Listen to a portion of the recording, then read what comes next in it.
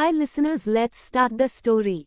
जागृति और माही मॉल पहुंची, जहां उन्होंने पीयूष को भी बुला लिया था। सबने एक एक करके अपने लिए कपड़े चुने। माही ने करीब 1 घंटे के ट्रायल के बाद एक वाइन कलर का सीक्वेंस वाला गाउन लिया।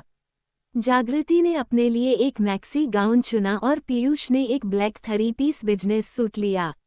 इसके बाद सबने पिज्जा खाया। फिर दोनों लड़कियों ने मैचिंग एक्सेसरीज और फुटवियर खरीदे। पीयूष ने भी अपने लिए जूते लिए और साथ ही टाई और 2 जोड़ी फ्रेंच कफ्स भी खरीदे। उनमें से एक डिज़ाइन जागृति को पसंद आया था और दूसरा माही को। पीयूष ने एक जोड़ी अभिनव के लिए ली थी। अंत में सबने रेस्टोरेंट में अपना पसंदीदा खाना खाया, जिसके बाद पीयूष और माही ने जागृति को घर छोड़ा और खुद अपने घर चले गए। रात के 8 बज चुके थे। जागृति जब घर पहुंची तो उसके माता पिता हॉल में बैठकर बातें कर रहे थे। जागृति ने उन्हें अपनी शॉपिंग दिखाई। वह अपनी मां के लिए एक सुंदर सी पायल लाई थी और पिता के लिए नीले नीलम ब्लू सफाया से बने फ्रेंच कफ्स। जागृति की ड्रेस उसकी मां को बेहद पसंद आई। दिन भर की थकान के कारण वह अपने कमरे में जाकर जल्दी सो गई। अगली सुबह से वही कॉलेज का रूटीन शुरू हो गया। पीयूष और माही रोज की तरह उसे पिक करने आते थे। आखिरकार पार्टी का दिन आ गया। उस दिन भी वे कॉलेज गए थे। माही और जागृति ने तय किया था कि वे सीधे पार्लर से तैयार होकर वेन्यू पर पहुंचेंगी और पीयूष उन्हें ड्रॉप करके घर चला जाएगा और बाद में पिक कर लेगा। शाम के 6:30 बजे पीयूष उन्हें लेने आया और वे वेन्यू की ओर निकल गए। रास्ते में जागृति ने बताया कि उसके मम्मी पापा पहले ही पार्टी में पहुंच चुके हैं। पार्टी हॉल में तीनों की एंट्री बेहद शानदार थी। माही वाइन कलर के गाउन में इतनी प्यारी लग रही थी कि पीयूष उसे देखता ही रह गया। वहीं पीयूष, जो कॉलेज का फैशन आइकॉन था, उस पर भी कई लड़कियों की निगाहें टिकी थीं। लेकिन जागृति तो रोज गोल्ड गाउन में पार्टी की सारी लाइमलाइट ही चुरा रही थी। उसकी प्राकृतिक सुंदरता और तीखे नैन नक्श उस रंग में और भी निखर रहे थे। वहीं दूसरी ओर प्रियंका, जो खुद को बहुत सुंदर मानती थी, जागृति को मिल रहे अटेंशन को देखकर जलन से भून रही थी। तभी लाइट डिम हुई और स्पॉटलाइट सीढ़ियों से नीचे आते उन लोगों पर पड़ी जिनके लिए यह पार्टी रखी गई थी।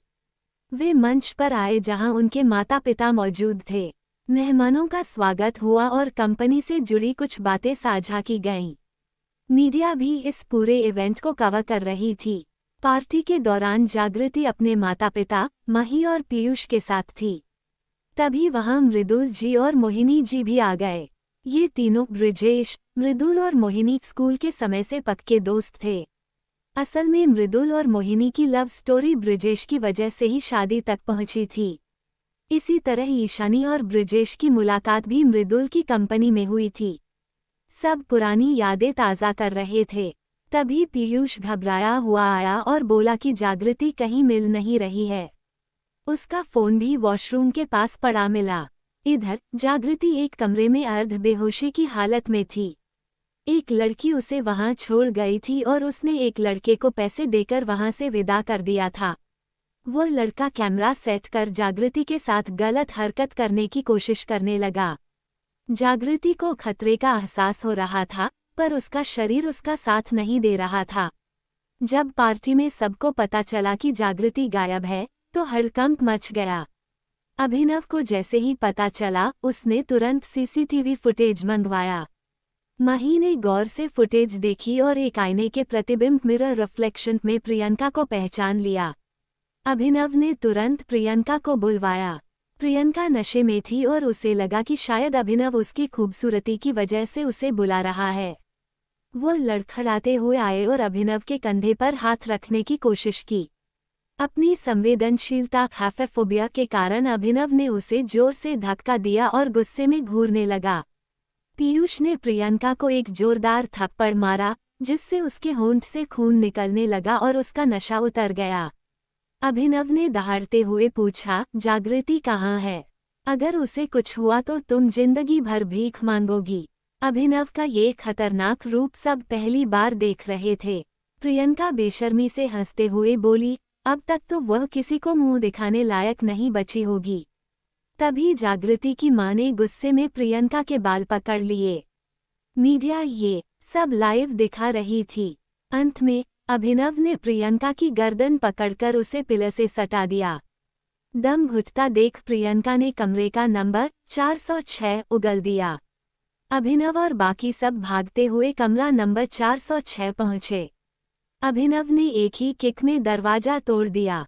अंदर का नजारा खौफनाक था। जमीन पर खून बिखरा था, वह लड़का बेहोश पड़ा था और जागृति भी बिस्तर पर बेसुध थी। फ्लैशबैक, जैसे ही उस लड़के ने जागृति को छूने की कोशिश की, उसने अपनी पूरी ताकत बटोरकर उसे धक्का दिया और पास पड़ा फ्लावर वाज उसके सिर पर दे मारा। इसी कोशिश में जागृति के हाथ भी जख्मी हो गए और खून देखकर वह बेहोश हो गई। वर्तमान मृदुल जी ने लड़के को अस्पताल भिजवाया। अभिनव ने आगे बढ़कर जागृति को अपनी गोद में उठा लिया। उसने उसे एक प्राइवेट रूम में पहुंचाया जहां डॉक्टर ने उसका इलाज किया। हॉल में मृदुल जी ने स्थिति संभाली, लेकिन कमरे के अंदर का दृश्य कुछ और ही था। सब हैरान थे क्योंकि अभिनव ने जागृति का हाथ कसकर पकड़ रखा था। जो इंसान किसी का स्पर्श बर्दाश्त नहीं कर सकता था, वह जागृति को छोड़ ही नहीं रहा था। उसने जागृति के माता पिता को भी पास नहीं आने दिया। अभिनव ने एक धमाका करते हुए कहा, अब से जागृति मेरे साथ रहेगी। मैंने बहुत देख लिया, अब इसकी जिम्मेदारी मेरी है।